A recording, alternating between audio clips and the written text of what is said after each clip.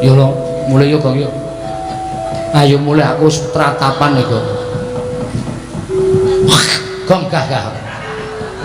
Wah, anggere cerewet idoni tenan. Wis ta iki perkara aku sinuwun mandura ki nesu. Aku ngerti apa kaya ngene kok nyanyi.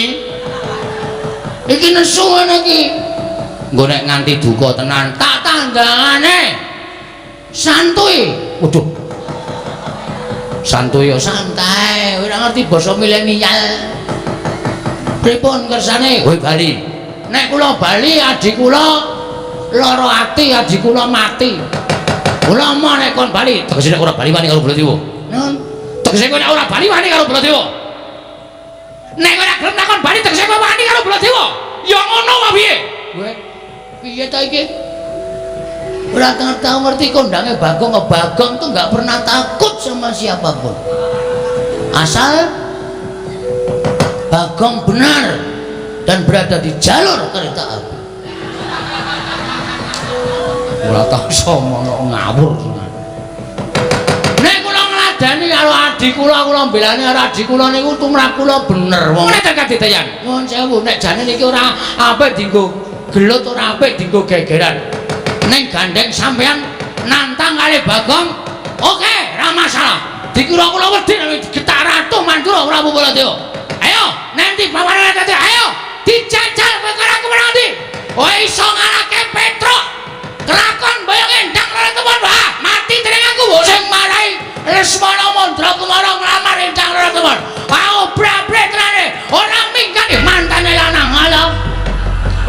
Aku ora melu-melu Bagong. Ora melu-melu apa? Sing marai adikku ditolak karo Sinun Prabu Ndarawati. Mergo endang lara temen tak kukup. Kowe anak ratu ning kocok. Anak ratu ning petok kowe. Hah? Diseneni kok mripate ngerti ngisor. Ngerti mripatku. Matamu gede banget. Matamu kuwi ora nguna-unake wong tuwa mata-matake. Ayo, ora semingkir saka negara Ndarawati Bagong sing arep ngamuk karo kowe semua.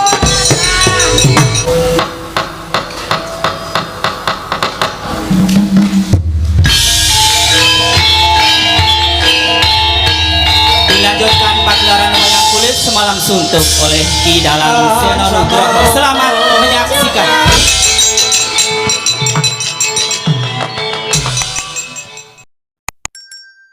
Kakang Patih Udawa sawetara ngadhep ana ngarsaning ingsun madyaning datur ing negara Ndarawati. Kakang Patih Udawa.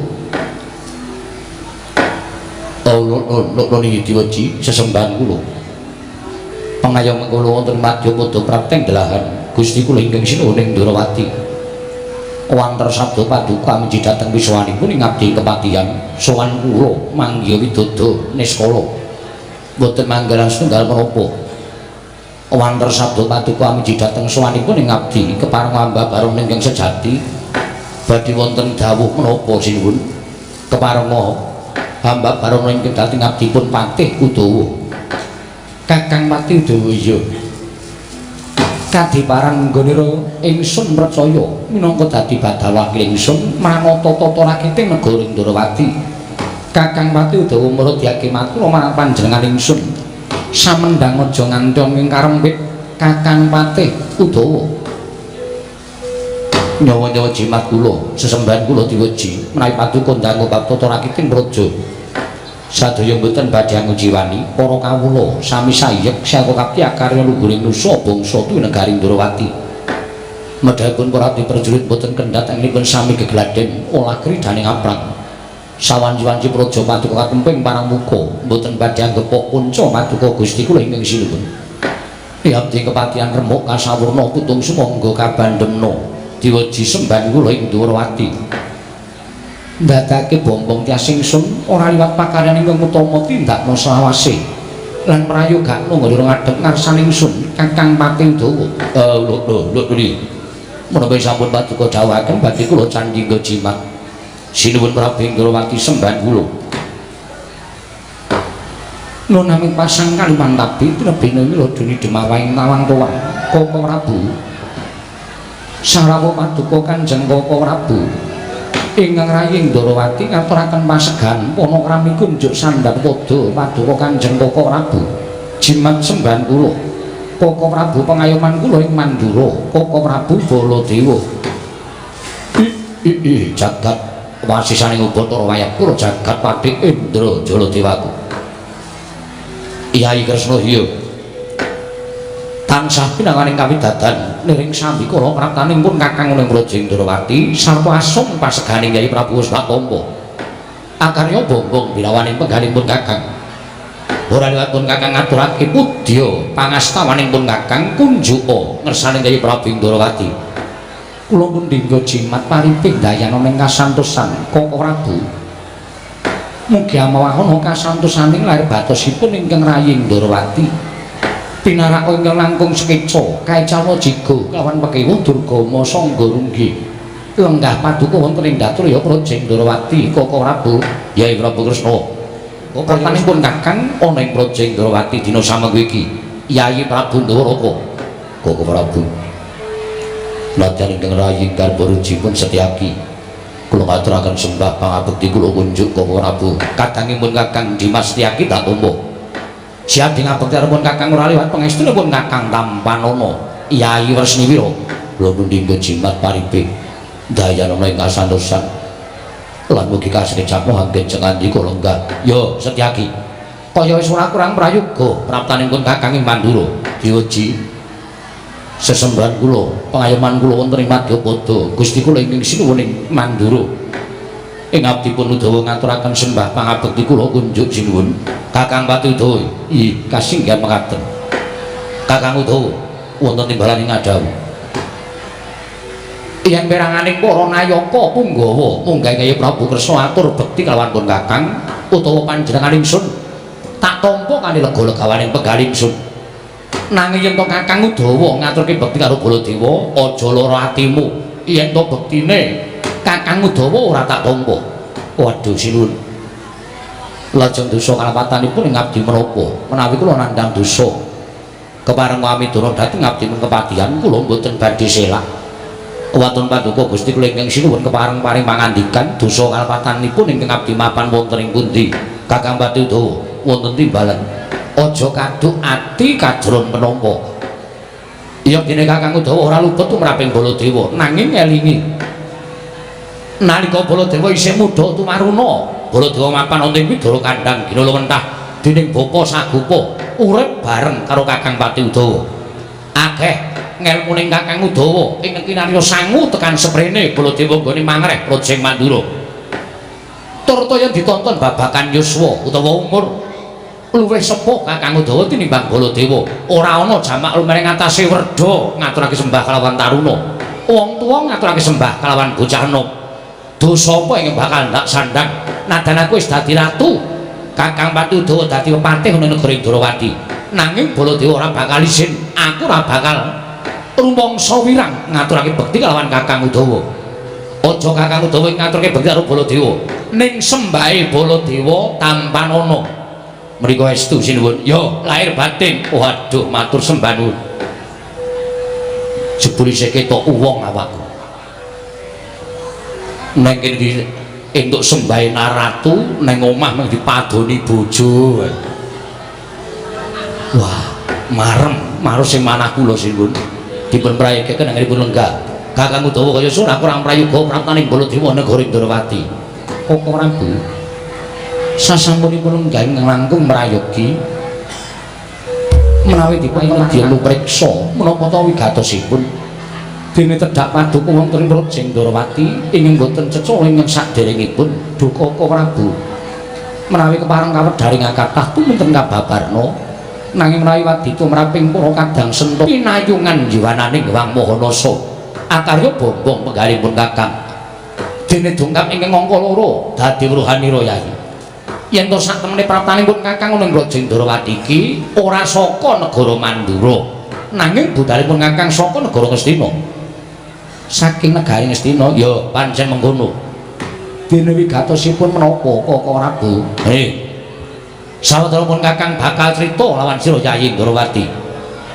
nalika semono pun Kakang prapta negara Ngastina nampa timbalaning Kyai Prabu Duryudana Sawisipun Kakang Prateng negara Ngastina tumuli Kyai Prabu Ngastina paring dawuh lawan pun Kakang yen to pun Kakang kinen nyatakake lawan pekabaran ingkang wis bina tombok bakul sinambi wara pawarta binandunging Karna kahanan ingkang dumadun ing Praja Ndrawati kawontenan menapa Koko Prabu Kresna wonten timbalan ngeling yen pun Kakang kuwi kadang werda pun Kakang kuwi kadang tuwa tumraping sira Yayi Ndrawati mula pandhangoning pun Kakang iki mau wangsul ana ingkang kanthi pertitis aja mbok longi aja mbok imbui yen iya ya iya nanging yen ora siadi matur kalawan pun Kakang yen to kabeh mau mung kandheng ana ing pekabaran Koko Prabu wonten menapa ketingalipun sajak wigati mbok keparengipun Kakang rada maju nggone Ngabyantara kula semanggaken Koko Prabu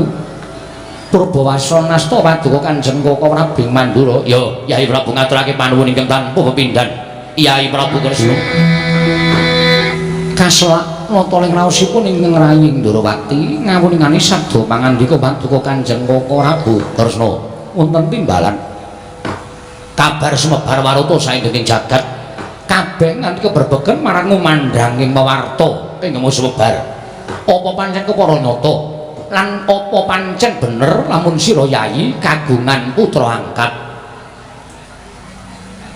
Kresna iya wonten dawuh apa pancen kepara nyata lamun sira Yayi kagungan putra angkat miturut ujaring para kawula nganti tekan talinganing ya Prabu Duryudana yen to Yayi Prabu kagungan putra angkat ya kuwi wujud pawestri mongko wiwit dina iki lan tekan mangsa kala iki putramu wis dungkap dewasa ibarate kembang babar gondo arum wekasan akeh kang kepadha kepengin ngencuk marang sarining puspita mau Koko Prabu wale-wale menapa estunipun menapa menawi sampun paduka dawuhaken menika kepara nyata lan kepara saestu lho bener inggih saestu lah kok dadi siade entuk putra angkut mau lara-larae piye nalika semanten ingkang rayi nedeng badhe nindakaken manembah dateng purbaning Wang Mahanasa wanci tengah ratri dumadakan boten kanthi kanyana-nyana jebul wonten satunggiling kenyormaja ingkang mapan wonten ing sanggar pelanggatan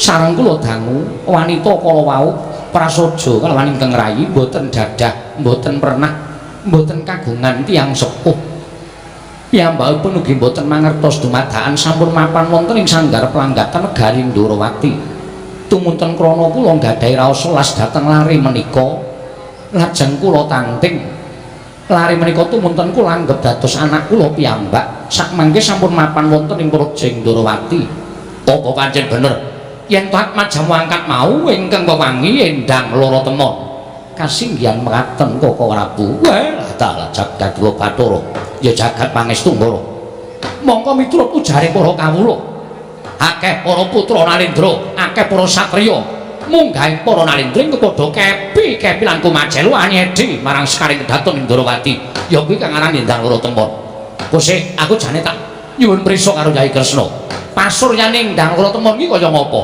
lah kok dadi nganti persasat akeh para satriya ingkang kepengin ngayunake marang Atma jamu angkat ingkang mbok temokake ning sanggar pamalengan mau Koko Prabu mboten nyono-nyono menika lare ingkang mboten dadah mboten pernah nanging mlayu paduka nyumurupi dhateng pasuryanipun anak kula pun Endang Lara Temon embanipun ngadidene widodari ing Tenggonyang wonten ing Madyapada tegesipun widodari ingkang darat wonten ing jagat Koko Prabu kaladal jagat Bathara ya jagat pangestu lha iki ngene Sambharawati apa to sababe dene pun kakang nyatakake lawan Siadi yen to Siadi kagungan putra angkat mak Yai Ngastina utusan lawan pun kakang yen to kinen nglamar lawan Atma jamu nglamar marang Endang Lara Temon sabab wis ana sak candra itung lungganing dina samengko iki putra nata ing Ngastina Atma Jendra ing Ngastina ya kuwi Lesmana Mandra Kumara persasat kaya dene wong edan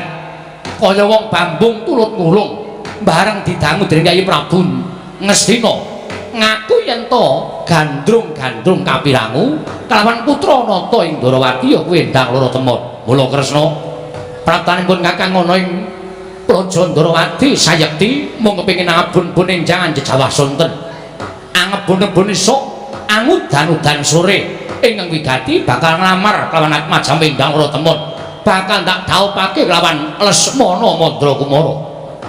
Koko Prabu nuwun sewu.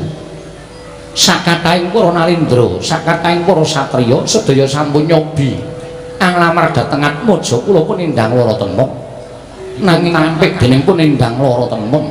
Kuwatos sing manah kula menawi ngantos sak mangke Lesmana Mandrakumara menika ngantos dipun tampik dening anak kula pun nindang lara temon menapa mboten awon kedadosanipun ing atasipun putra Nalindra Ngastina teka dipun tampik dhateng atmajaning Nalindra Ndarawati mongko nyatanipun menika namung anak puput. Lah iki tak jaluk Yai Kresna Budidaya. Tegesipun Budidaya kados pundi? Sira Yai minangka dadi wong tuane Ndang Ratamun mestine iso mbebujuk lawan Ndang Ratamun.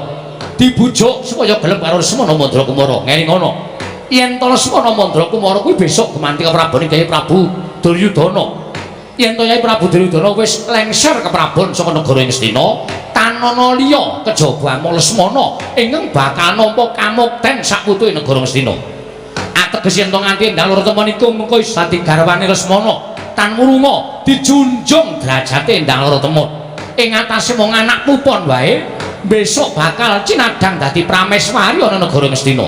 Apa ora jeneng Kyai Prabu ki padha karo dijunjung derajate dening Kyai Prabu Duryudana ing Ngastina. Koko Prabu, nuwun sewu. Tiyang nambut sinaning akrami menika mboten waton jodohaken ngaten kemawon, nanging tumrap kula wonten petanganipun. Lho sik. Petangane wong rabi apa? Ngibarate tiyang keplok menika kedah asta kalih. Menawi keplok namung asta setunggal menika mboten badhe saged lumampah tegesipun keplok asta kalih kala wau. Temanten putri tresna kaliyan temanten kakung, ingkang kakung tresna kaliyan ingkang putri. Menika tegesipun keplok asta kekalih. Ing sakmangke menawi nambut silaning akrami, sakmangke badhe pinardawa kamulyanipun ing ngangka kalih. Inggih menika gegaranipun seneng. Seneng inggih. Krana seneng menika kinarya gegaran ingkang kukuh bakuh. Seneng utawi tresna. Manten kakung tresna kaliyan ingkang putri, putri tresna kaliyan ingkang kakung. Menika gegaran ingkang kukuh bakuh. Inggih sabanjure ingkang salajengipun kedah kenceng. Lho, nganggo kenceng barang. Inggih. Sing kenceng apane? Ingkang kenceng menika tekadipun. Oh, tekad. Iya, terus tekadipun kedah kenceng. Mergi tiyang nambut saning akrami menika bebasanipun sebaya mukti, sebaya mati. Yen abot padha dipikul, yen enteng padha dicangking.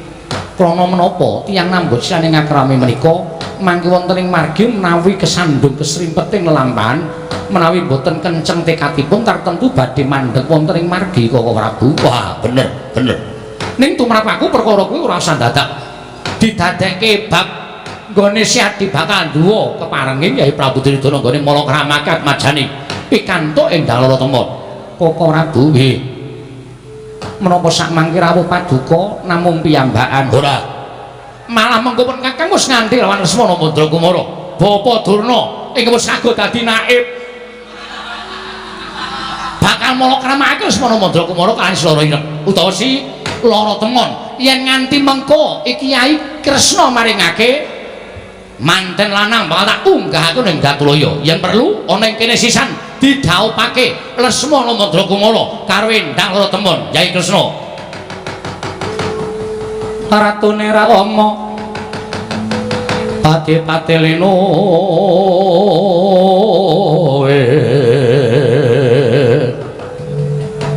Pranayaka Tyasrarja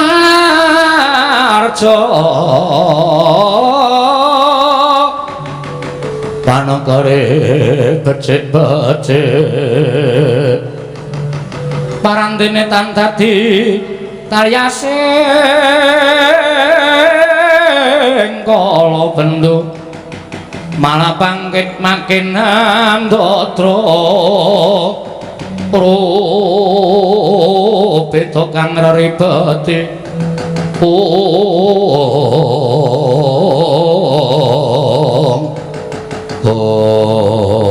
Kakang Pati tuwuh wonten timbalan sinuwun metu njaba merpekono papan lenggahing Bapa Durna lan Lesmana Mandrakumara ingkang padha ngrantu ana ing bangsal pangrawit aturna saya tindak munggah ning Datraya ngestaken dawuh kepareng sumber saking pasewanan sing ati-ati Jaya bocah cilik Kakang Pati utuh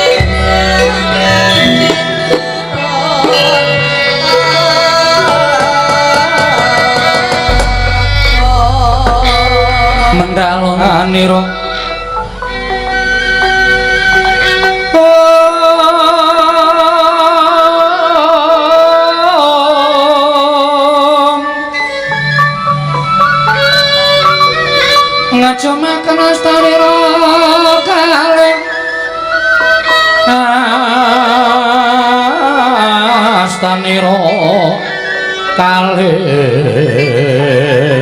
pisan yen ngandika magawe pranda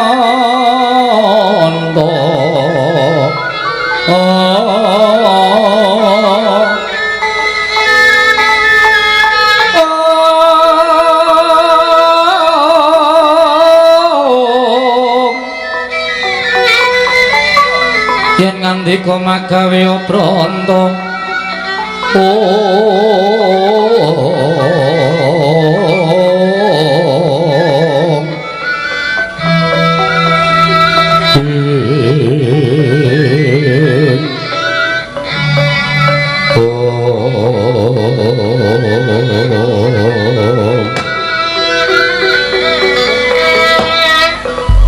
Batara wayah Batara jagat Koko Prabu nggih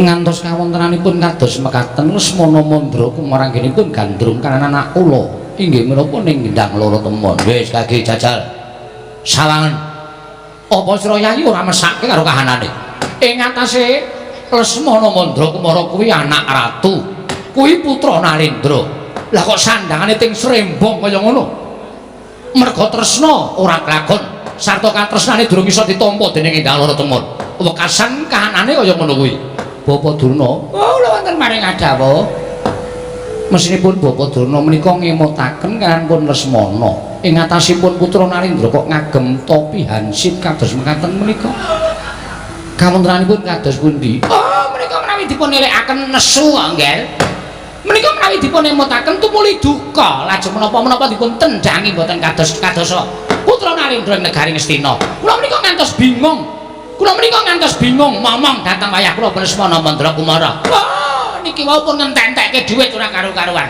apa-apa ditukoni enten alun-alun negari Ndrawati sing kira-kira Ngastina ora ana dituku mongko lajeng tumuli badhe dipun beto wangsul wonten ing Saroja Binangun menapa kula menika wong tua kurang anggenipun ngomong dateng putu kula Lesmana Mandra Kumara mekaten Bapak iki nggih Lesmana Mandra Kumara atmajaku bocah bagus padha kanthi harja sapraptanira Lesmana Mandra Kumara nunamit pasang Kalimantabe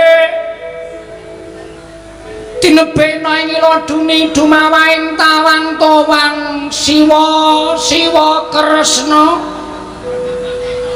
kepareng kula ngaturaken sembah sumung keming pangabekti kula wonten ngarsa Paduka Siwa Kresna sirayang mangbelung jagat Dewa Bathara iya nggih tak tampa pangestuning Wangming Ndrawati tampanana kula pundi engga jimat paripe dayanana ing kasantosan iya kowe kuwi ngucel-ucel apa tangan kok ming tok ucel-ucel sabun anak ratu kok ngucel-ucel sabun karepe piye sanetanggen kula kepengin langkung macelu pinanggya kawan gegantilane ati kula inggih menika Endang Loro Temon Kulon Praga Endang Loro Temon Kulon Praga temon menika ora Kulon Praga kuwi atmajaku wanita Atmaja putri ingkang wewangi Endang Loro Temon wah piye kula nyuwun dhaup karo sapa saontene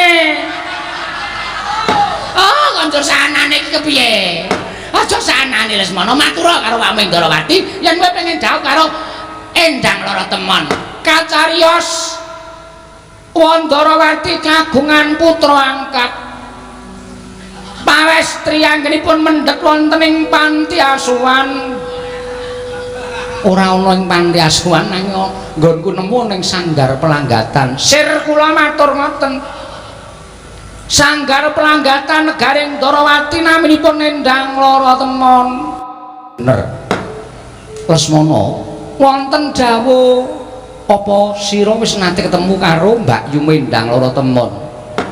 Pangestunipun dereng. Lah kok iso tresna kuwi kepiye? Kula niki wonge nekat kok. Rong tau ketemu ya pokoke tresna. Nek apik ya digaruk. Nek elek ya ora sida. Wong kula niku anak ratu, kula niku putra ratu. Putra ratu negari Ngastina, kula duwe wenang, kula duwe Purbawasesa. Nek kira-kira kula mathuk karo Endang Loro Temon ajeng kula dhaup, nek mboten ya ora sida ya ora apa-apa. Lesmana, wonten dawuh wae. Kowe aja jejereng wirang karo wakmu Mandura. Aku tekan kene iki diutus karo bapakmu supaya nglamarke Endang Loro Temon. Sing wigati Endang Loro Temon ki aja tok tampik. Wujude kaya ngapa tampanen.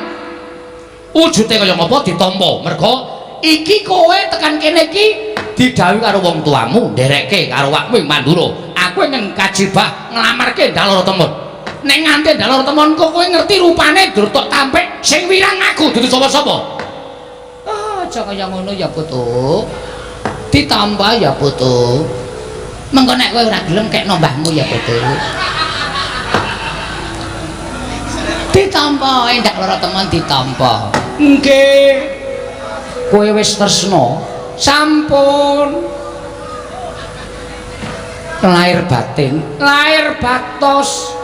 Wah. Ngene. Ngono. Kowe tak kandhani ya. Sing duwe wenang tumraping Endang Loro Temon kuwi dudu awakmu Indrawati. Nggih. Ning disronta sawetara mengko anakku tak tandingi yen pancen anakku keduga sarta gelem ngladeni aku ora bakal wegah sarta ora bakal wewel maring akad majaku kelawan sira Lesmana Mandra Kumara. Nanging yen to mengko anakku ora gelem ngladeni kowe aja nganti lara atimu gedene aja nganti darbe tumindak ingkang nalisir saka angger-anggering kautaman Lesmana.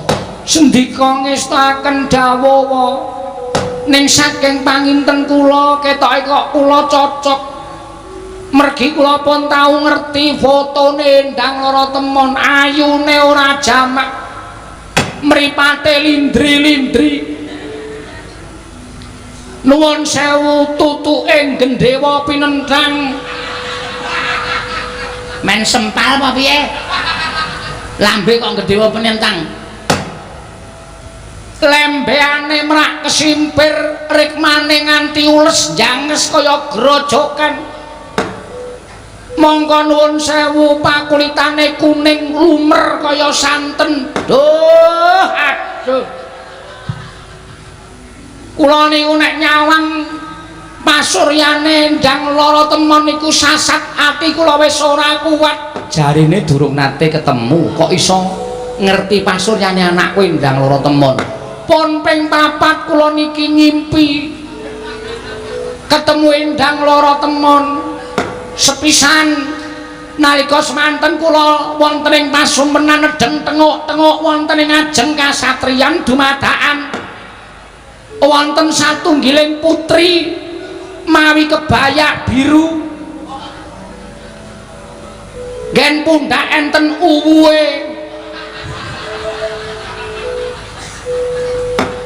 ledang-ledang terus kula takoni kowe sapa nduk ngaku nami Endang Loro Temon lah karepmu ngopo kok tekan kene niki teng impen lho iya iya kula meng cerita iya iya kula kepengin suwita lan Raden Lesmana Mandra Kumara sakal kula candhak tangane kula gandeng lenggah wonten ing dampar kasatriyan terus kula tanting nek kowe seneng tenan karo aku ya seneng karo kowe bareng ngoten terus kula jak teng jero kasatriyan kula kandha karo Endang Loro Temon Endang Loro Temon kasatriyan semene gedene iki tekmu kabeh kae kreta kencana pirang-pirang ki tekmu kabeh aja nganti duwe rasa wigih ring-ring apa kowe kabeh tak kekke kowe waton kowe dadi tekku Endang Loro temon boten semaur ming dungkluk kalih guyu ujaring para sepuh wong wadon niku boten tau gedhek karo antuk anane ming guyu kalih nangis nek nangis niku wegah nek guyu niku purun cetha nek endang lara temon purun kalih kula boten sranta rasane ati boten kuat nyawang endang lara temon kula glandang wonten ing patenggan sak banjure wah isin kula ajeng ngomong ora apa-apa iki nang kene piyai sepuh kabeh kula bapa ngendang lara temon kula tibake enten ing kasur babut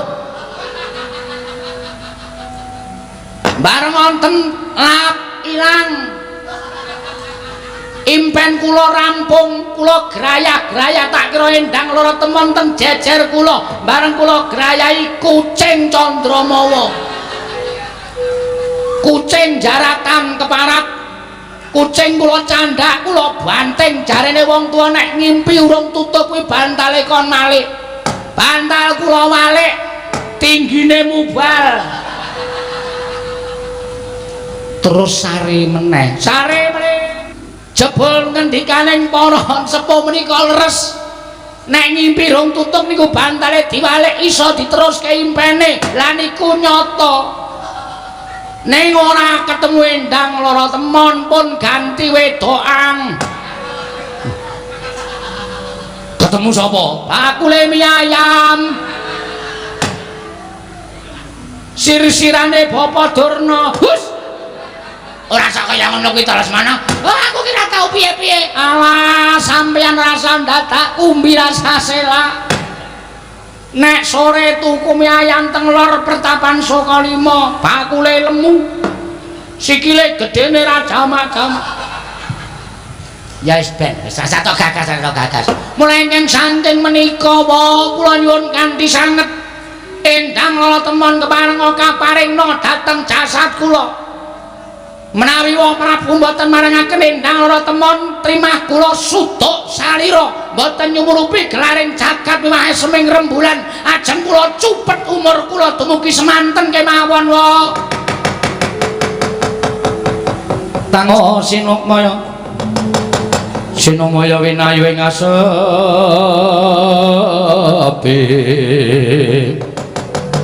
sumimenteleng ing kalbu pambukaning warana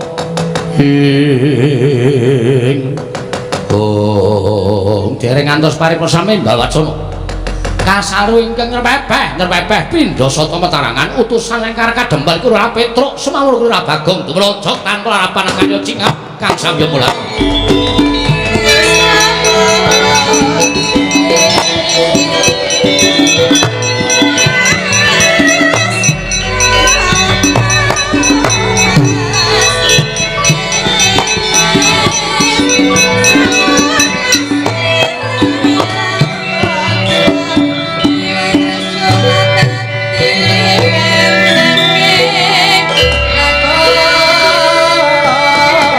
ngaturaken sembah sumangga meng mangabekti kula konjo nggih sinuwun iya Bagong pangestuku tampanana kula pun dinggo jimat paripen dayana ing kasantosan kono kan Petruk padha raja sapratamu sinuwun Mandura ya wilujeng Gusti bekti kula konjo sinuwun tak tampa pangestuku tampanana kula pun dinggo jimat paripen dayana ing kasantosan kono kan Bagong padha raja sapratamu neneng sambikala tansah pinanganganing kawidadan bekti kula konjuk yo tak tampa ya padha-padha iki senengane ngene lho Tru nggih sinuwun Mandura ki wonge iki keras lho nek carane wong biasa ki militer mula nek dhek keras aku kudu keras dadi nek keras karo empuk ora dadi keras karo keras Tru oh iya ngono ya kudu imbang heeh Petruk pada raja sapratamu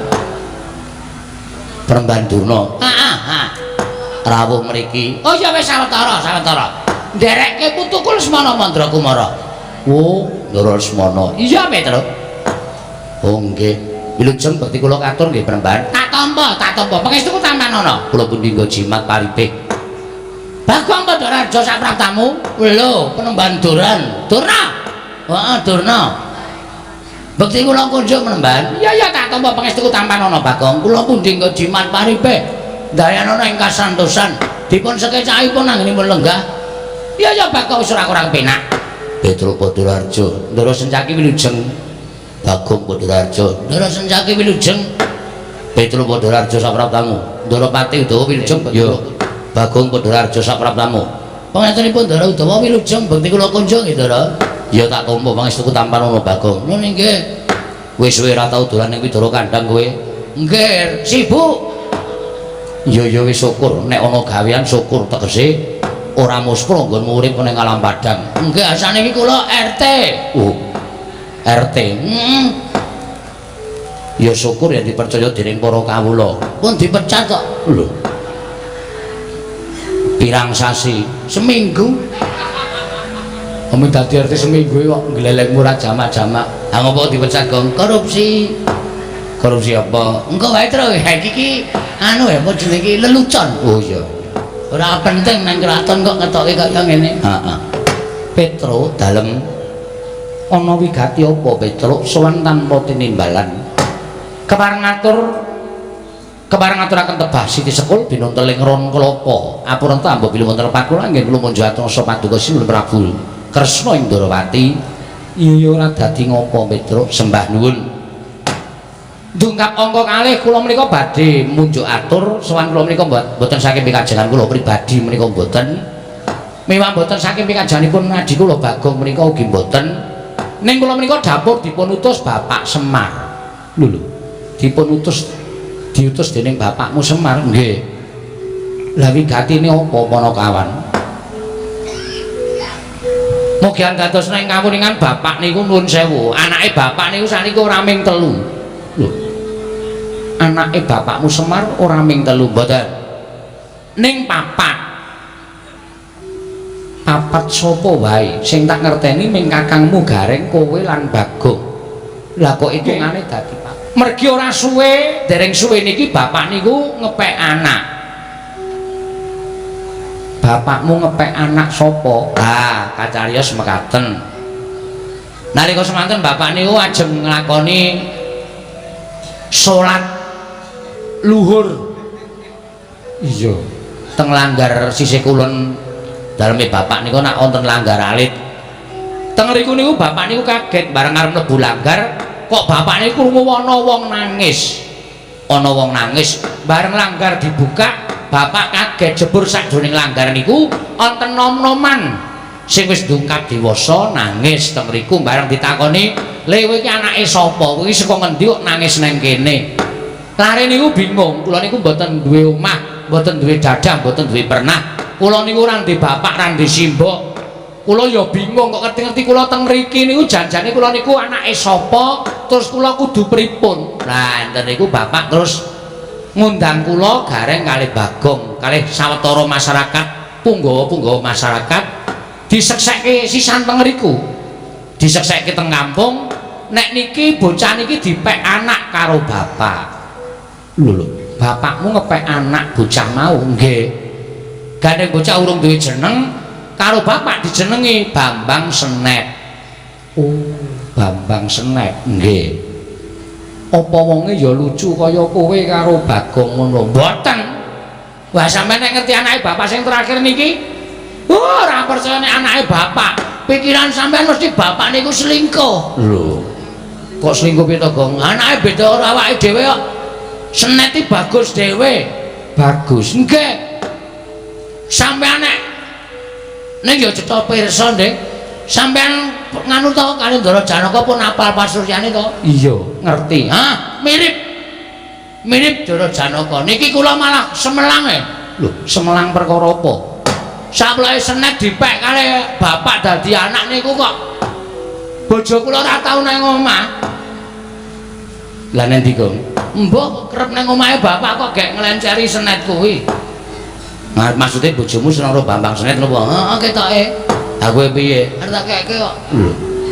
Arep tak keke. Heeh. Amargane aus males. Jelek. Lho, kuwi sing kaya ngono kuwi sing ora apik. Biyen kuwi pilih-pilihanmu kok saiki jelek. Salah saya suwe-suwe saya ora iso omong. Bojo kok suwe-suwe saya ora iso omong. Mbok kena penyakit corona lho, Tru.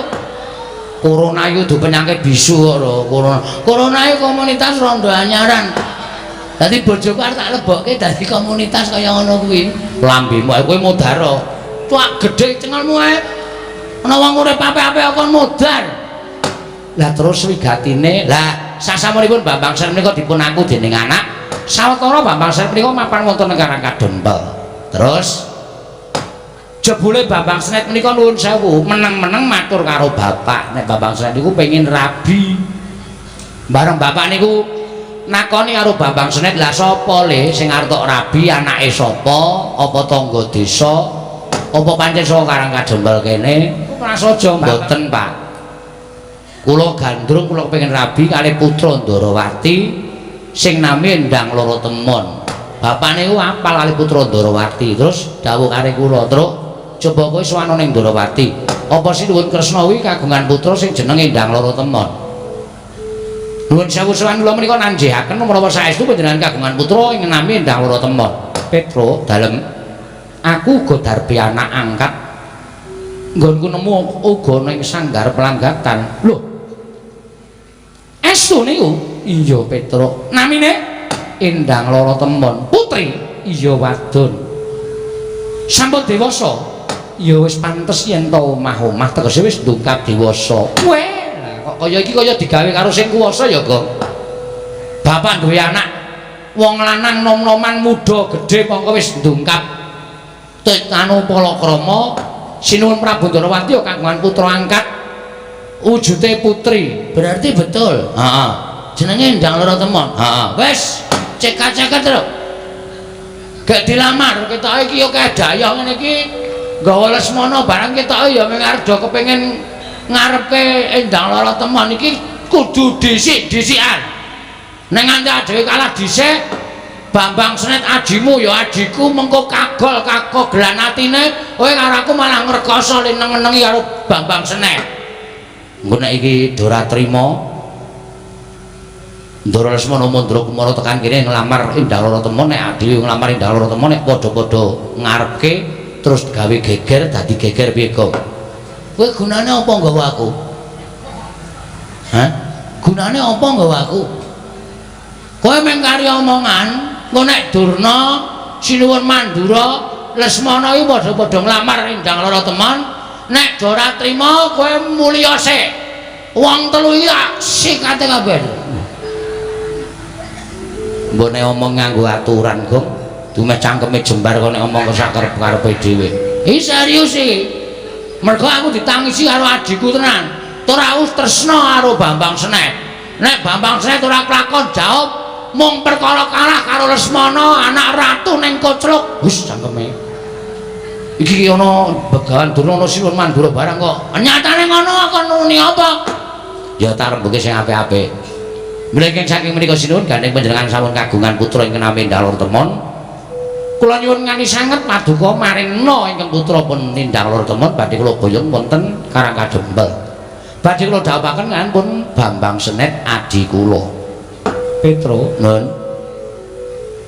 sowanmu kurang cepet sebabnya wis ana penglamar sing tekan kene luwih dhisik tinimbang kowe. Sinten? Koko Prabu Mandura, Bapa Begawan Durna nganti Lesmana Mandra Kumara nglamar Endang Loro Temon. Mula tak jaluk kanthi banget kowe ngalao, Petro.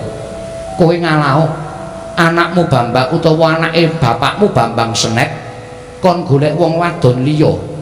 Aja ngarepake Endang Loro Temon, mergo Endang Loro Temon iki mengko bakal tak tanting. Yen mancen gelem dinaut dening Lesmana bakal tak paringake utawa tak caosake marang Koko Prabu Mandura. Nah yen ora gelem, mesine Koko Prabu Mandura bakal adeng nggone mboyong Endang Loro Temon. Mergo Lesmana nggone tresna ya wis kaya ngono kahanane Panakawan Petro. Mula kang sangka kuwi kowe ngalao. Ngalao baliyo marang Karangkadempel omongo karo bapakmu matura yen Endang Loro Temon wis bakal ditanting dhaup karo Lesmana Mandra Kumara Panakawan Petro.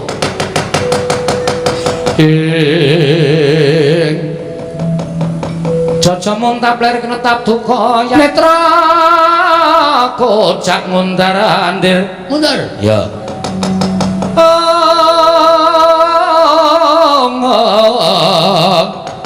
wadanane rombranang kaya kembang worawari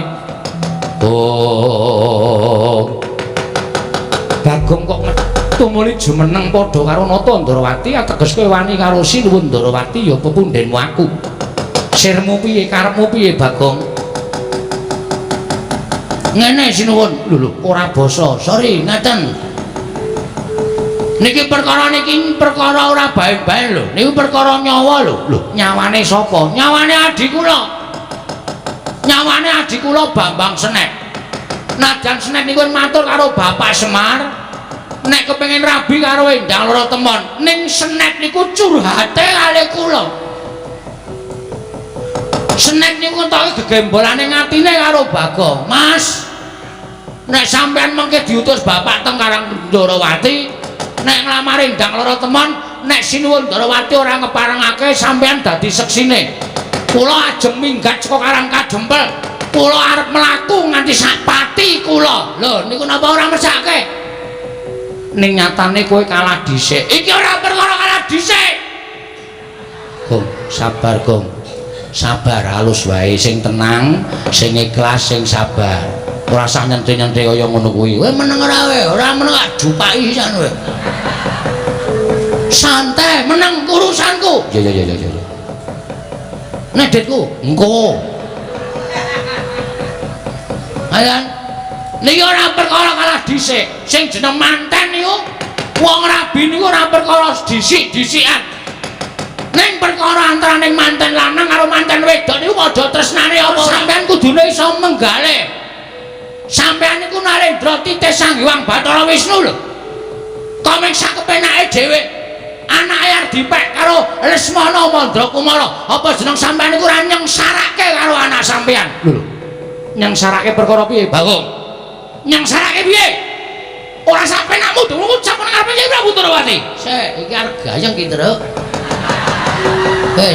kowe tenang aku tratapan kono minggatno ngono kok wedi Sinuwun Mandra wis melu omong aku ndek cangkem kok nang melu omong tenang wae to niki ora perkara kalah dhisik perkara sampean niku nyengsarake karo anak sampean nyengsarake lire piye dasare wong sak jagat iki ngerti nek Lesmana ki anak tunggal ratu Ngastina Prabu Duryudana nek wong sak donya niku ya aja ngerti kabeh nek Lesmana niku nuwun sewu anak ratu ning rada kocluk apa sampean ikhlas anak sampean ndang anak ratu ning rada petuk apa sampean iki mang pingin saniki mang petung Bambang Senek niku bagus ora bentuke ora kaya kuyok ora kaya Petruk ora kaya Gareng ning bagus ganteng nek entuk anak sampean arep Semar ki wong kere arep Semar ki wong ora duwe secara lahiriah waduh panjang Semar niku kere ning batiniah Semar niku Titih Sang Hyang sapa to ambo lali ya ya Madipati ngawur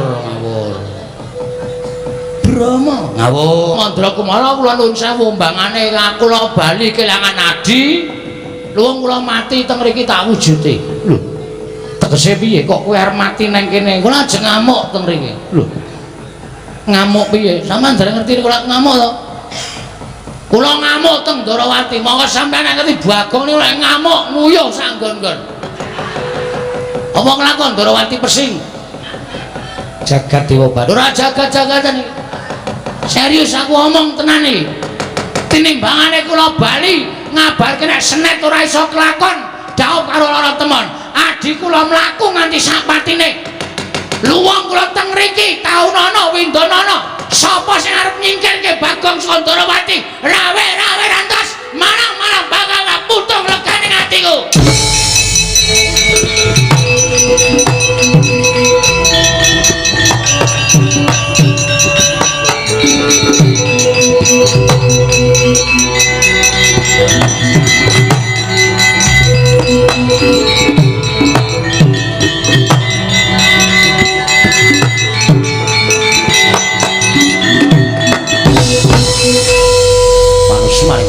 perkara bawono iblis lanang wah gugu karepe dhewe wah lah kok ngatasi derajate gedibal mitulukur wong elek nyolok mripatmu Bagong Ndrawili ucapake grojogan nyerweteng kaya bathik sepun bawa tegaran Bagong biar apokmu wong nek omongane ora tau ditata ya entuk-entukane kaya ngono kuwi kowe iki ditimbali Sun Mandura kok Bagong kaya cemen bae kowe nak timbali wangsulan ngadeni wong ngene iki sareh woh ha piye tengah ora dadi sareh Udawa rasane bake simbal bareng apa kowe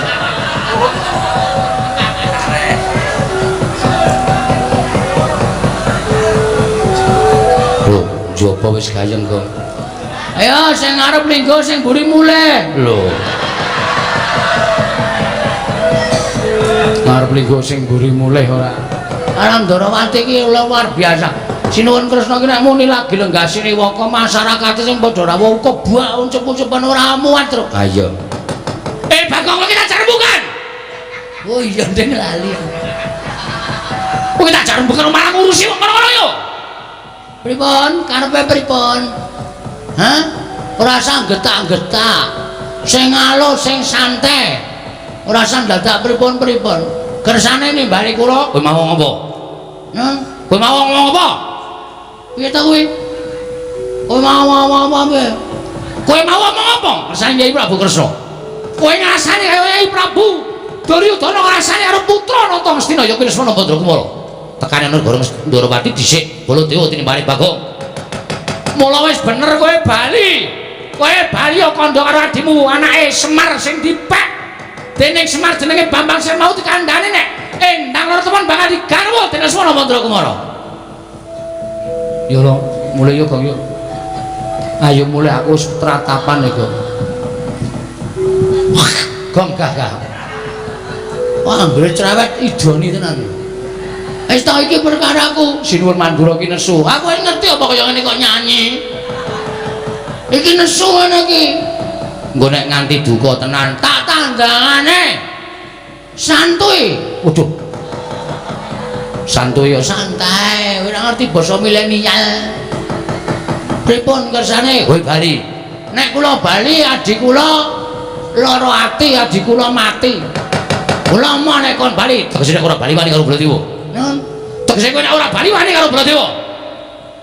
Nek kowe ora gelem takon bali tegese kowe wani karo Baladewa. Ya ngono wae piye? Kowe piye ta iki? Ora tahu ngerti kondange Bagong. Bagong tuh nggak pernah takut sama siapapun.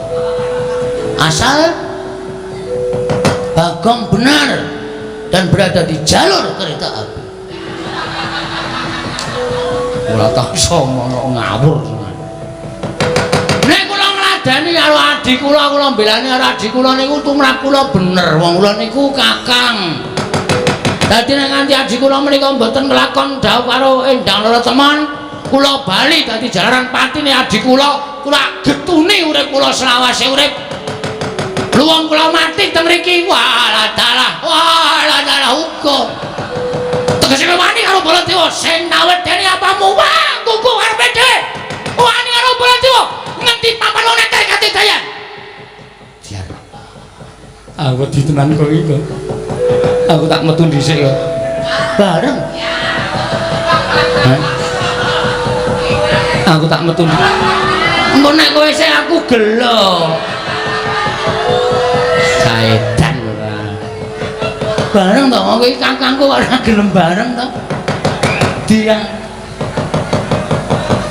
Nanti pamane wong nek trek katidayan. Nek pancen trek katidayan. Nuwun sewu nek jane niki ora apik dienggo gelut ora apik dienggo gegeran. Neng gandeng sampean nantang kali Bagong. Oke, ora masalah. Dikira kula wedi nek digetak Ratu Mandura ora apa Baladewa. Ayo, nanti bawane kate ayo dijajal perkara ku menawa. Kowe iso ngarake Petruk. Kelakon bayang endang loro temen wah, mati treng aku bola caedan nang bagus. Ayo metu sampeyan. Wah, nung sorangane.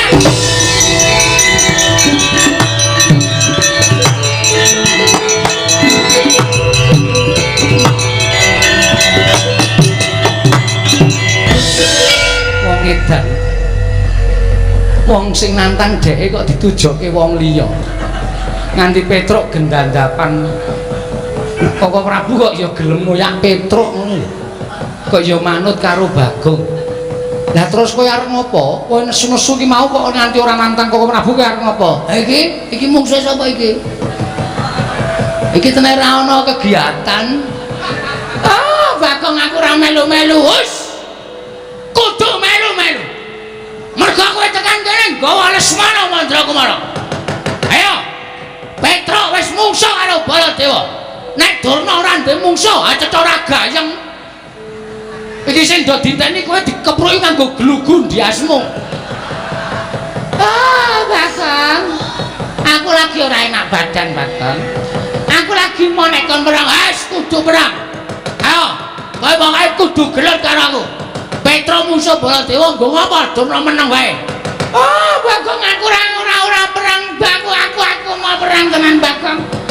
Aku kesel tenan, Bagong. Ora gelem metu njaba. Atok kene-kene. Karepmu piye ora marahi Lesmana Mandrakumara nglamar Endang Raratemon. Mau brabret tenane. Ora minggat aku sing arep minggat.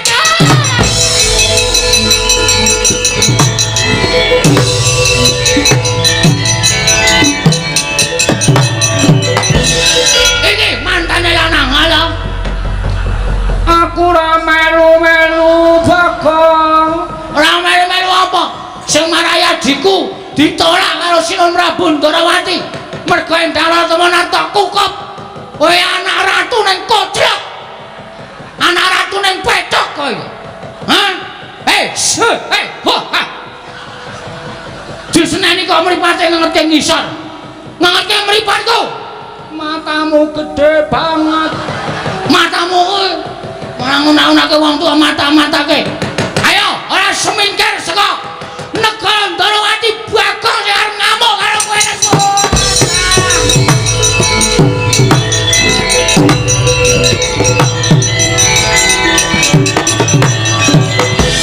Iki ya ngono. Ana kanan kaya ngene kok Sentyaki minangka Senopati Ndarawati meh meneng wae karepe piye? Hah? Aku ora wis nesu ae sapa tak nesoni. Ya wis. Apa kowe?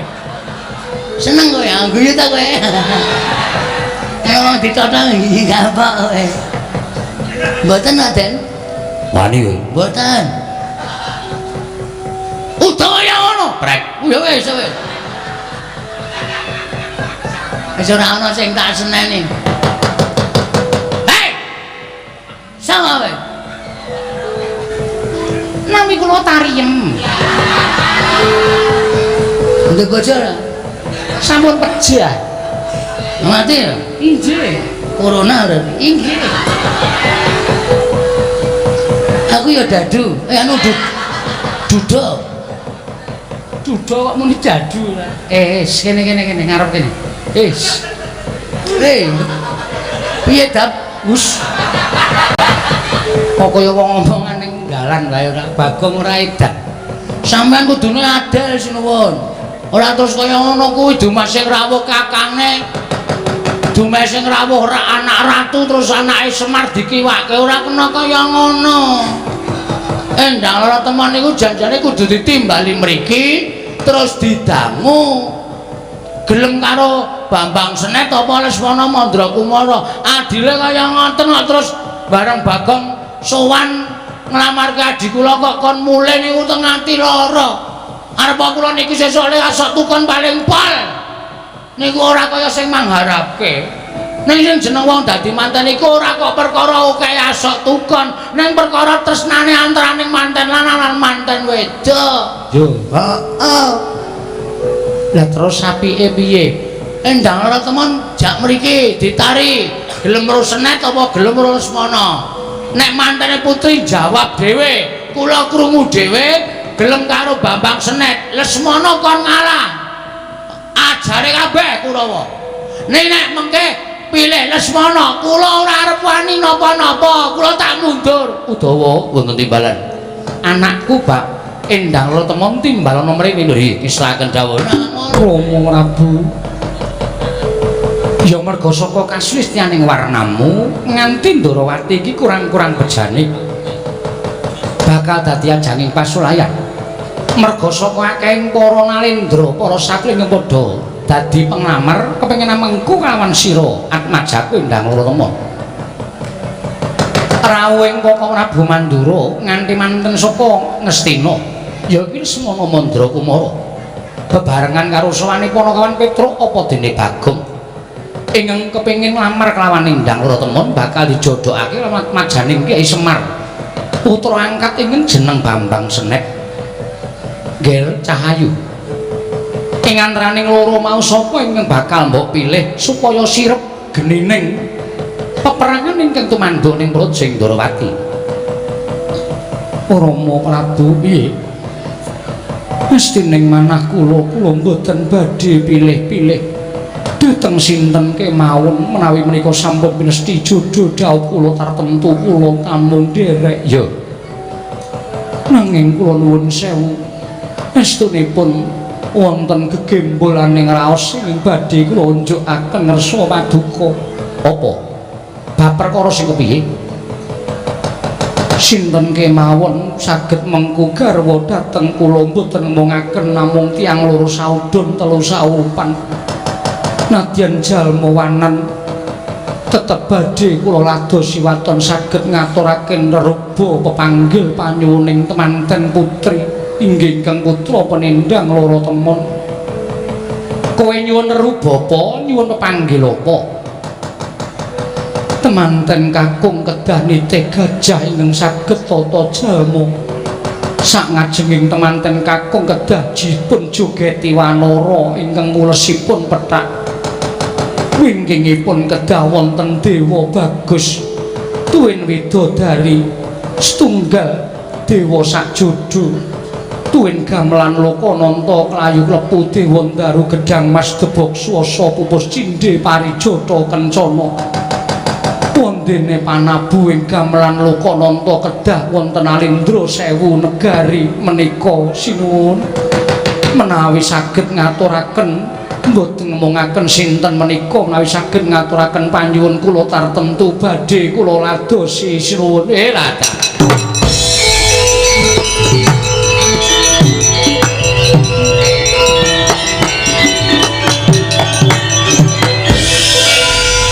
dagongan krungu dhewe ta kowe. Wah wis sulit iki. Sulit kuwi apa? Asung jengkelit. Sulit kuwi angel. Lah sebabe manten lanang kudu nitih gajah sing iso tata jalan. Ora ana sirkus. Ngarepe kudu dijogeti kethek putih. Ingkang joget ana ngareping temanten. Ana apa jenenge temanten lanang? Mburine dewa sakjodho niku tegese dewa sing ayu kali widodari sing dewa sing bagus kali widodari sing ayu to? Iya. Gamelan Lokananta wajan. Mongko perunggu ning. Iya. Nek wesi ora entuk. Mongko kelurahan kae duwene ming wesi Kiai Drim. Kiai Drim dengkulmu mocot. Sing nabuh para dewa. Terus napa? Kayu klepu dewa Ndaru Gedang Mas Debok Swasa pupus cindhe parijata kencana. Kayu keplu. Klepu. Ora guyu ratu kok guyu. Lah wong kowe iki ndagel kok kayu klepu ora keplu. Kayu klepu dewa Ndaru Gedang Mas Debok Swasa pupus cindhe parijata kencana. Engko gek sinom kudu sinom parijata ora nganggo sinom parijata kencana. Sing nabuh gamelan Lokananta kudu ratu 1000 negara. Wis, Nek. Ra sida rabi, Nek. Wis yo golek sinden sing tuwa-tuwanan wae, Nek. Nggo gajul-gajulan. Mangane golek anak ratu ora kelakon. Gelem ranet wis engko tak tepongke Prastiwi wong. Asik tenan ya. Nek arep mati nom ya peken kowe. Glundung-glundungke beres wis. Bangane entuk endang lara temon kok dadak ngrekoso golek gajah, golek kethek, golek gamelan. Bapak iki kayane sepira to, Nak? Bagongan. Aku percaya bapakmu ki wong pinter. Bapakmu mesti ngerti karepe anakku endang lara temon. Wes, mengko ndak bapak malah kok mikir, malah stroke. Ora mung kelangan nadi, kelangan bapak barang malah ngrekoso pon. Sekecake sinuwun kula tak medal jawi tak ngewangi Petro enten apa-apa ndak Petro malah mboten wonten sing ngewangi. Ya sing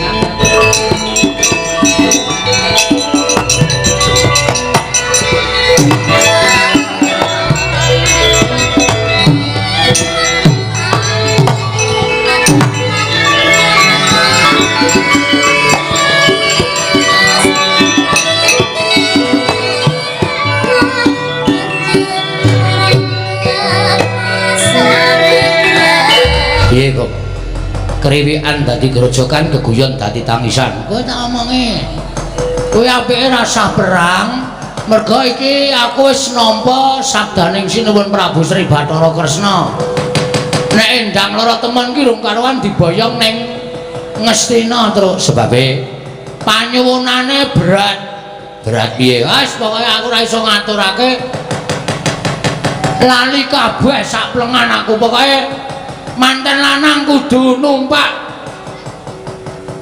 gajah sing tralene loro.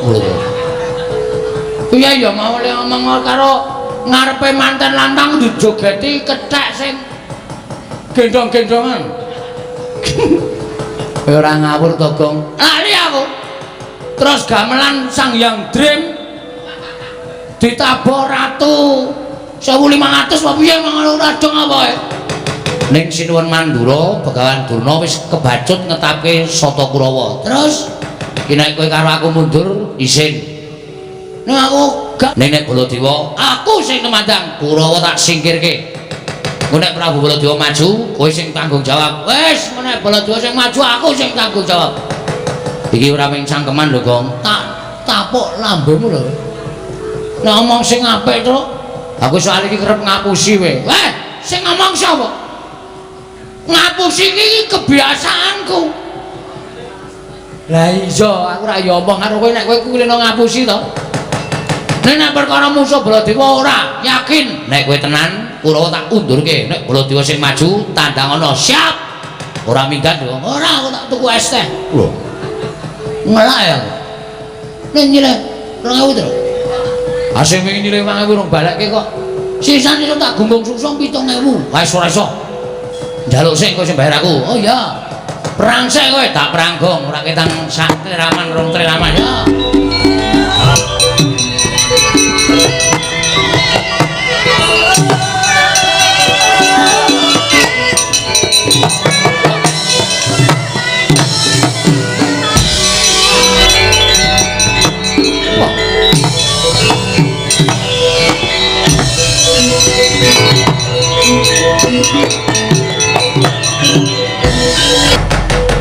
Lamun mangsa prawira digdaya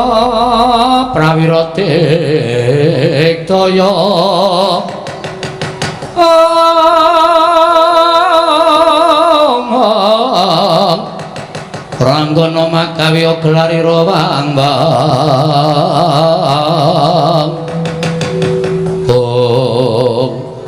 Petruk Kanthong Bala Ndara Kartomarma ya ana ngarepe pepunden ana ngarepe piyayi kowe malang kerik sampeyan dugir iki ajeng napa mundurke kowe yen kowe ora gelem mundur tak bondo tak krincung sikilmu gedhe-gedhe lak pateni Petruk lah sampeyan tekariku niku niate wis ora apik kok dadak kula tata krama arep kula tata krama ning nyatane sampeyan niate wis ora becik mesti ora weruh bakal dadi pasulayan tinimbang kula dadak tumindak utawa ngetokke tata krama unggah-ungguh kula kalih piyayi nek piyayine wis ora ngerti tata krama karo Petruk gunane apa lho tok sing wani karo Kartomarma sing tak wedeni apamu wis tak niati tekan kene Ndara Kartomarma nek pancen Sunan Prabu Mandula gawe gedhe perkara iki Petruk sago tinimbangane Petruk bali adi kula Bambang Sret ora sida dawuh karo Endang Lara Temon gedene kula nyumurupi patine adi kula Bambang Sret wong Petruk mati teng mriki bagus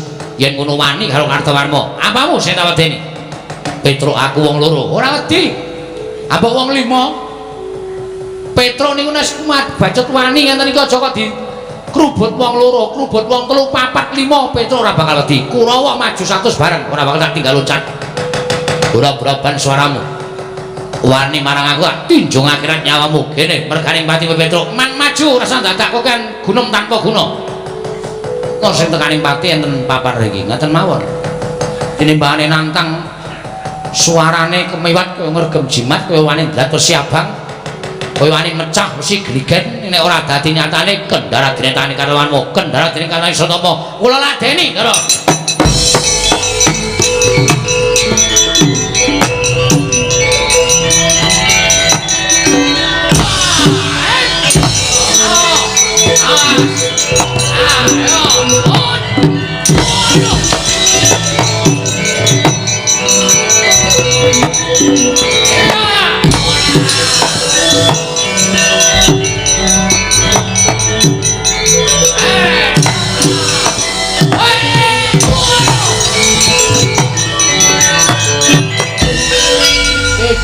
Petro gelek-gelek Jawa-Jawa Kulawa bubal mawon ora iso kilukup jalan tu jalebut bucuk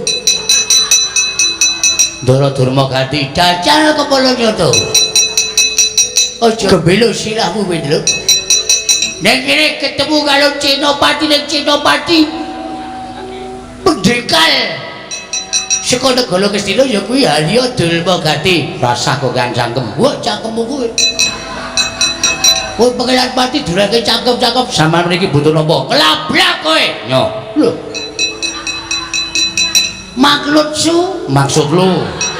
Maksud lu. Sampean mriki ajeng ngelabrak kowe. nyo. Timbang sampean mengke sumbar nek tak ajar malah isin. Sing dadi nyatane nyo. Wedi marep aku tak mungkur nyo. Milih awake Petruk. Petruk cilik loro gedhe sambat meguru karo kowe 20 taun. Waduh, gleleng tenan cah iki. Mboten perkara gleleng ning sing dadi nyatane. Yo. Bukteke apa piye? Sampeyan ngantem kula ngrasake lara, kula meguru karo kowe 20 taun. Tanganku wis kondang, tangan tengen iki jalatan. Tangan kiwa opname. Iya. Sing dadi nyatane nyo. Mati jeneng aku. Nyo tibano Modal kowe. iso. Ya wis. Semplok. Sing semplok apane? Kok jigul. Lah apa-apa to? Wah, kena ora apa-apa ngene kok. Nyo, Mati. Ambil. mburi. Nggo gaman. Wah, pamer tenan iki. Ngece kan aku. Bacok modal. Iya. Lho. Kok nggawa cantolan korden Gengkolmu melocot. Iki jenenge celurut.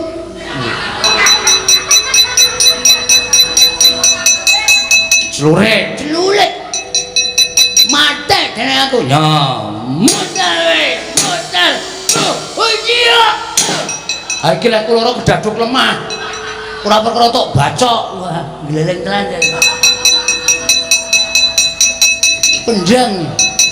Lah kunyile nggone cah klikleh iki. Ya. Mata we. Wah. Berarti klideh iki gaweanmu. Wah, cerewet. Tutuk botol. Ya. Kok ijo? Anggul. Lah apa-apa Ora apa-apa. cananane kok sitoke. Tumbaknya. Mati modal. Modal edian lah apa wae. Ora apa-apa. Petro, Apa? aku izin bilang-bilang begaman wis ana sing tuwa meneng awakmu ya saiki kowe genti mbaleso. Mbaleso. Aku lah bakal lo ganti bales. Durmo ganti nganti kala-kala ponokan Petro disialke ning surat kabar bilang bebalang ning nganti kala-kala ponokanku. Asal derajat.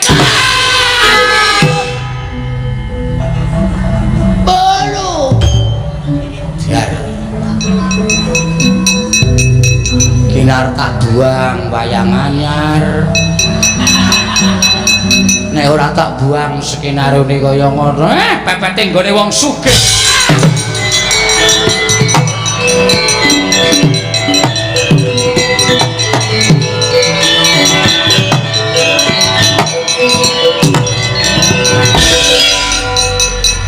Mati kula kan. Mungsuh Petruk we kalah. Pangestripun Petruk kekuatane ngedapi-dapi. Kula sumanggaken, Man. Kula sampun boten saged nglawat. Pejah kula, Man. Nggawa tumbak Petruk nyaut arit gedene Raja Majapahit. Tumbak disendal, arit tiba teng sirah kula. Nek boten sirah kula sigar dadi loro.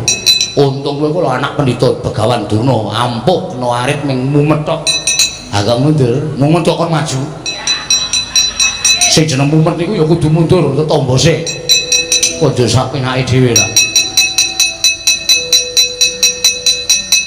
Piye, Dul? KO. Kalah. Mengetenipun kawon, Man. Mungsuh Petruk kok kalah iki. Bola cok ngombe karo Petruk. Nek sampean ora percaya karo kadadean Petruk mbok jajal nek iki cengkune iki maju mungsuh karo Petruk. Lah mriki niku nyambut gawe tenanane. Cok penake dhewe ora. Kalah. Alah,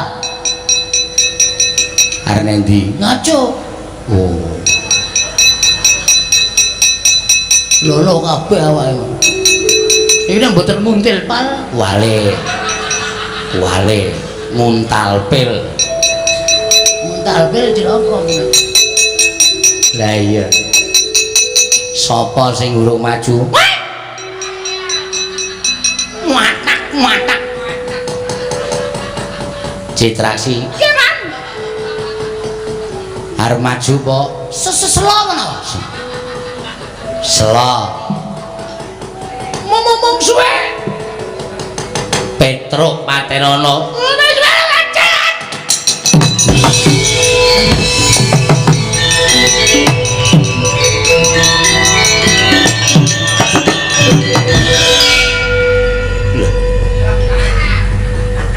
Wis rampung po? Pun. Kok cepet? Kula niku nenek nyambut gawe cecek-cecek. Wis rampung. Pun. Ora kowe iki mau rono ngopo? Sampean ngomong napa? Petruk Patenana. Lho. Petruk lho. Heeh. Lah krungumu Wah, salah komunikasi. Krungu kula Citraksi ana krupuk entekno.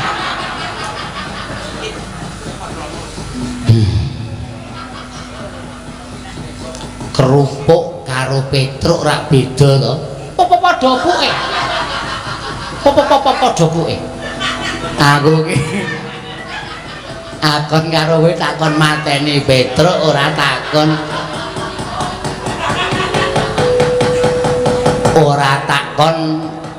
ngentekke kerupuk. Sing wingi ya kleru. Sing wingi dek enten Petruk sampean ngomong Petruk Patenana ning kula niliki cakruk. Aduh. Terus Maju mungsuhe Petruk. mbok modar nek wani. Ora wani. Mboten. Lah terus cenanangan ki mau ming apa? Gayang ki, Mas. Memang supaya aja sepi, Mas. Aduh nger anak Prabu Mandura. Kados pundi kawontenan menika Kurawa mboten monggo ya mungsuh Petruk kanthong bolong kula semanggaken.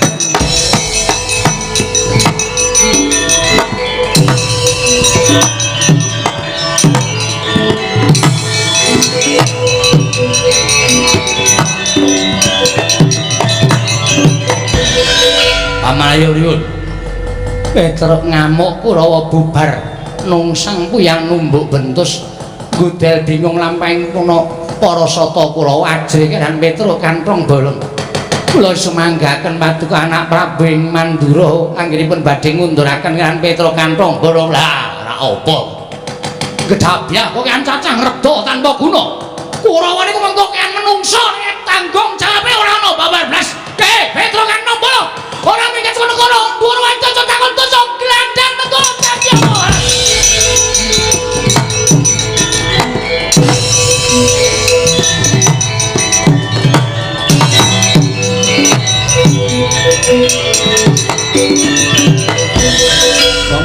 Gong.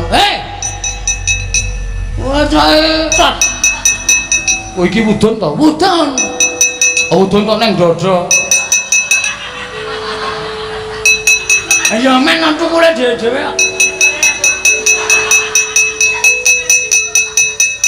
Ini ngapa ya?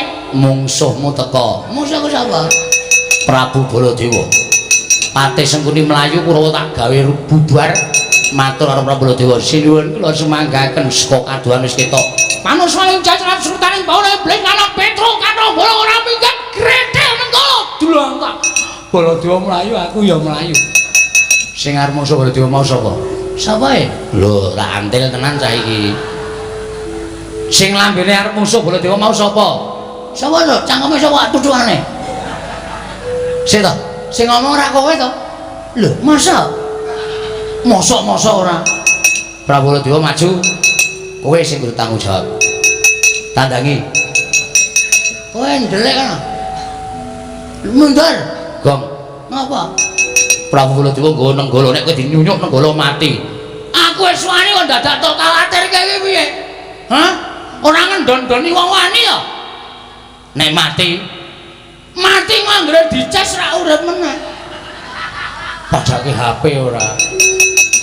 Nek kowe mati piye? Mati tak wujuti aku wis niat mbelani Bambang Senet adikku. Mundur. Yo. Ngati-ati lho, Gong. Oke, ora usah kuwatir. Baladewa kok ngendel-ndelke ora. Bengi iki awaran ngasorke Baladewa men ngerti nek Bagong ki ora kalah didoyo karo Baladewa ning kowe engko mati. Wis ta, cerewet kowe iki. Kono minggir kono. Ya. Mati tenan aku iki ning nang ketoke. Prabu Baladewa teka. Petro nanti Bagong, Petro mboten wonten. Kowe ndeleke Petro nyotampanono. Blus.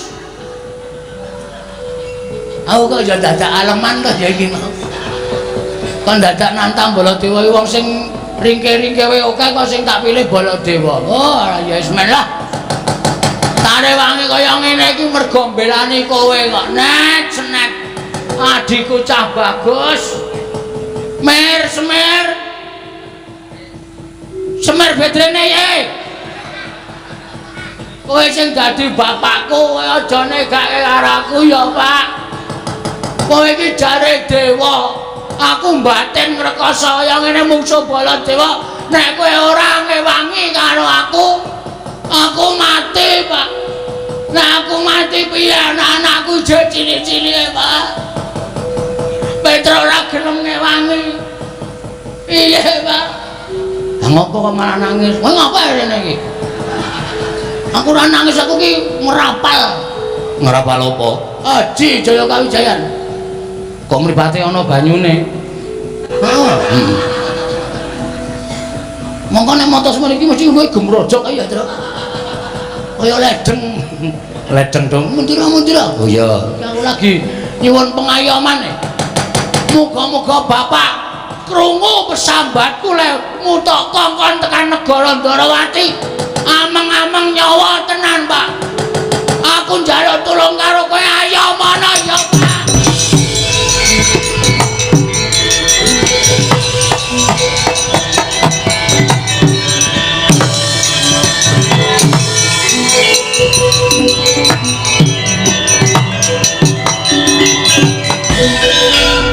Nek kowe ora ngayomi karo aku, ngrekoso uripku mati saka Kyai Nenggala utawa Alugara, Pak. Weh, sinuwun maju lho. Matane. Lho. Sik. Lho. Coba nyuara. Kowe ngapa, Tru? Kowe ngapa? Lho. Lho ngapa? Kok melu keplok to? Lho kok kowe iki sik. Kowe Bagong to? Heeh. Kowe ngilowo le, ngilowo. Nggo nganu ra, nggo pengilon ra? Nggawa, cilik ongotan kae. Kowe mesti tok talekke nggon sepatu ta. Ha ta? Kowe sang ngotan cilik iki tok talekke nggon sepatu terus tok nggo ngidet kathoke kanca-kancamu ha ta. Ora trik mbiyen ora. Aku ya sok ngono, aku ngerti kathoke bojomu kok. Weh. Yo sikut mudhar kowe ora. Ngapa e? Lho, delok rupaku. Lho,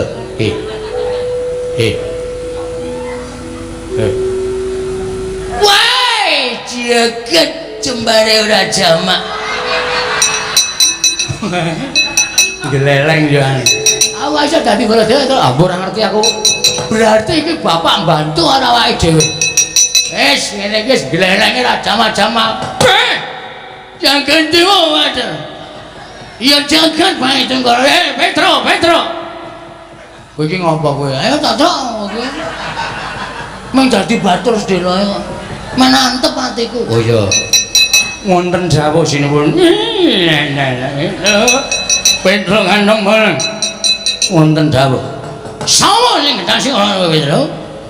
Sinuwun mandura. Celele bakun cepet celele. Wah orane. Kok dadi gleleng ya.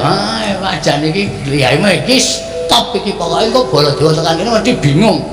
Terus nek kowe ditujah Nenggala, mati kan sebagai Baladewa. Engko nek aku ditujah Nenggala, aku mati, kowe langsung golek wartawan. Oh iya. Aku tok foto kabar ki nek Baladewa mati. Ning asline Baladewa sing asli ora mati. Oh iya. Men kono men. Ora percaya nek Baladewa isih urip. Oh iya. Ya wis ngono. Kandangi kok. Oke. Petro kanong wonten dawuh sini. Mundur pada ceceki raimu. Oh ini nistaken dawuh. Nah ngono manut aku rada gleleng kok. Arep modar kok dadak dandan. Modar ndasmu. Oh senengane cangkepe. Oh iki mujak-mujak adine wani kok. Wis nang ngono kok. Truk. Aku nggawa apa? Lah nggawa apa kowe? Pusaka. Waduh. Kono nggawa Nenggala. Oh, goleke gaman. Oh iya. Anane ming capit kepiting. Iki maksudnya apa ya pusaka ngene iki? Hah? Iki sapa mangan kepiting ora dientekke iki? Ayo anane kuwi kok mbuh kuwi nggo nguculi skrup apa piye? Wis anane lah, pokoke anggere ndek pusaka ya. Gumun aku gawe pusaka ya aneh-aneh ora. Iki kiai apa ya, Truk? Mbah, dong aku kiai kunci Inggris ngono wis rampung. Manos maning jangan cukenaning bangun ayo. Prabu Baladewa anteni nang kene legane ngatur.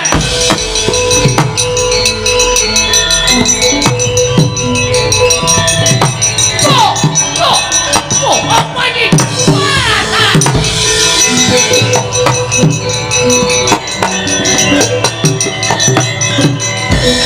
Lah aku kok ngadep kaca gedhe iki.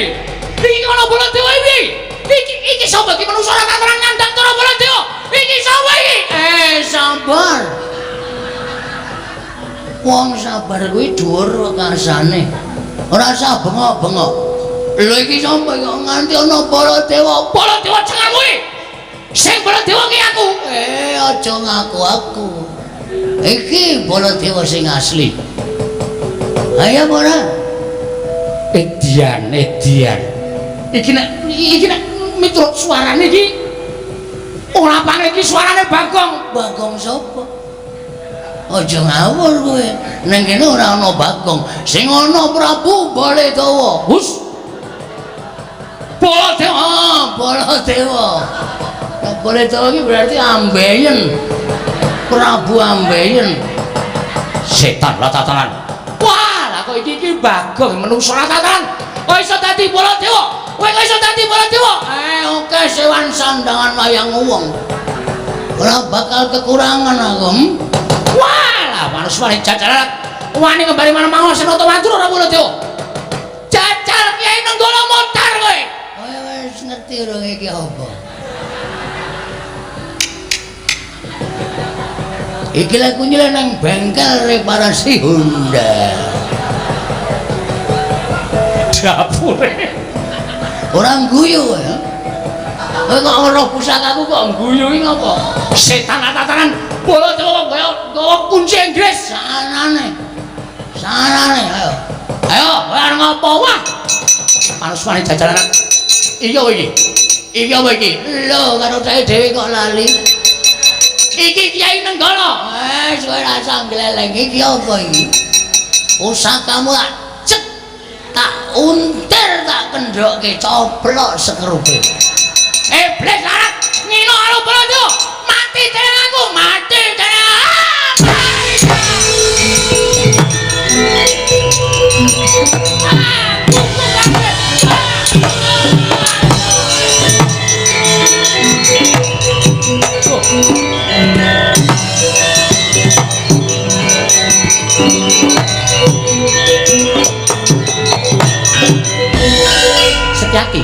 Setyaki. Wonten dawuh. Lah kok ora Bu Baladewa ana loro kae piye? Padha gelut uleng-ulengan kaya ngono kae dipisah Setyaki. Kowe misah siji aku tak misah siji. Wah, kula derekaken ora.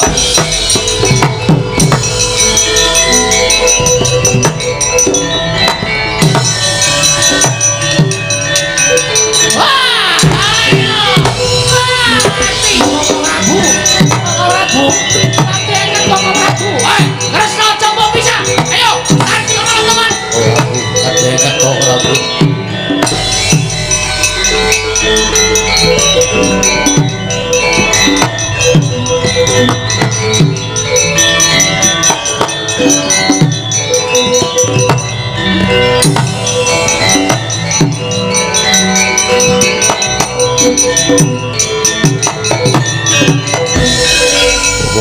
Ora drenget.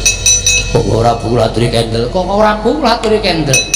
Kok ora bu sampun ngantos ngumbar dhateng hawan gawa nepsu ing kados mekaten menika. Dadah. Cocondolo satu pantas menuju lanjut Gus. Apa? Apa member? Baladewa kok muni omongane cakil iki piye?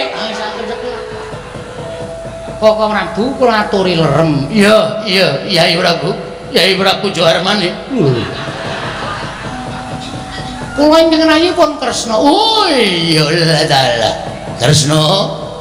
Iya, pun Kakang bakal ngurmake menggane pun Kakang Nayarana. Wale. Narayana. Kresna, wonten dawuh. Kowe kok percaya karo iki piye? Kowe aja percaya karo kuwi. Kuwi dudu Baladewa. Sing Baladewa aku. kok Prabu lerem. Iya, ning aku njaluk Kresna wan madhep rene kuwi. Malah juar karo Baladewa setan alas. Iya. Wonten dawuh. Madhep rono ya. Mengko ndak kae emosi. Inggih. Lho, ngopo Kresna kok guyu? Kok Prabu kula sampun madhep mriki. Lah yo sing Baladewa tenan ki aku. Aja ngawur. Kowe sing ngawur. Sabar. Aja diladaki. Ya, Kresna ya. Wong guyu ora wangun nek kok guyu. Keciliken. Oh edan. Kowe tadi kowe malah karo kowe ngerti lah, kowe tak kandhani lah. Kowe ngerti lah, kae Bagong kae. Inggih, kula sampun ngertos. Nanging kula ndakaken menika kok Prabu Mandura. Pamenjenengan menika ya kurang gawean ngladeni kok Bagong. Lah iya, kurang gawean. Pun aku gawean oke nek gelem. Kok Prabu? Nggih.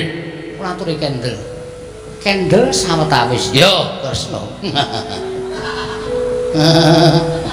Kecepeten. Arang-arang kuwi ra apik. Setyaki Wonten timbalan. mundur kene. Inggih.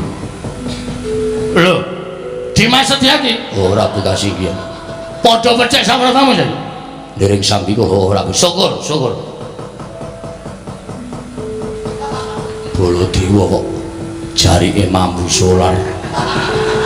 Bar kulaan Setyaki lho iki. Wah, setan asa kowe ana sing Kumandra kula kebayang bakal lara atiku. Pokok Prabu. Kula aturi sareh sawetawis. Yo. Sabab wonten atur saking Kang Putra apa ninggang lara temon. Lho. Endang lara temon darbe atur apa? Sinten kemawon saged dipun ladosi watun saged ngudaneni pepanggil saking pinanganten putri. Manten putri nyuwun apa? Temanten kakung kedah nitih dipanggung ing saged tata jalmi sakngajengipun dipun jogeti Wanara Seta. Wingkingipun dipun ombyong dewa sakembaran. Tegesipun dewa kalawan widodari ingkang sristya warni saha dewa bagus. Ya. Wingkingipun gamelan Lokananta tinabuh ratu sewu negara ayu klebu dewa Ndaru Gedang Mas Debok swasa Pusci Dewari Jata Kencana. Menawi Lesmana saged ngaturaken perkawis menika dhateng negari Ndarawati, kula aturaken anak kula weninggang Loro Temon Kala Prabu. Kayu klebu dewa Ndaru Gedang Mas Debok swasa Pusci Dewari Jata Kencana gamelan Lokananta tinabuh ratu sewu negara.